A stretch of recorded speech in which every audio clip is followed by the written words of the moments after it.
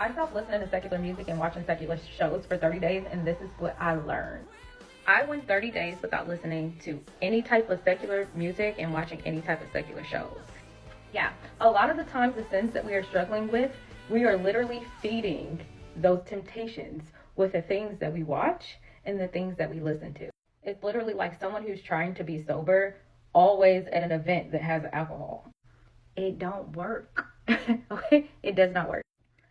I've also learned that there is power in shutting it off, turning it down. Another example, you're going through a lot of depression, but you're constantly listening to Rod Wave. It does not work. Or you're struggling with sexual immorality, and as much as we love Issa Rae and Insecure, there's a lot of sex going on in that show. It does not work. And you gotta bend it over, drop it down to the flow, pick it back up, twirl it around. It does not, it does nothing for your spirit. Like you stuck on that boy, but you steadily listening to Janae Aiko and Summer Walker.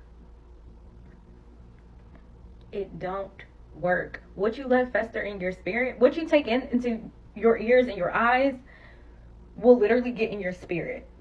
And then we wonder why we're stuck in cycles. You got to switch up the cycle. You got to change the cycle. And I'm not saying that you can't listen to secular music or you can't watch secular shows, but if you are struggling with these things, you should not be listening or watching things that literally feed your flesh and tempt you to do the things that you've been asking God to take away. Like, yes, God will take those things away. God will deliver you from those things, but you also have to put in the work. So I'm challenging you to turn it off and create a worship playlist. I have one that I will share on Spotify. And that can just start by doing something as simple as turning the secular music off, at least for a little while, and turning the shows off.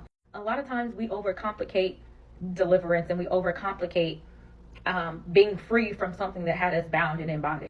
It's not always as hard as we make it, but we have to make the choice and choose what we want to be in our spirit.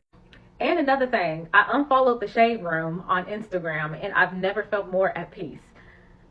I was just always finding myself on there looking for some tea, and now I feel like I'm a little disconnected, but that's perfectly fine. The Shade Room is so toxic. So toxic. Y'all learn so much. I don't even have a desire to watch it again or listen to the music. Like, I'm cool with my praise playlist, and I'm cool with my worship playlist, and I'm cool watching my sermons and watching my Bible studies on YouTube and just consuming content that is good for my spirit. I'm okay. I'm in a good spot. I don't want to go back.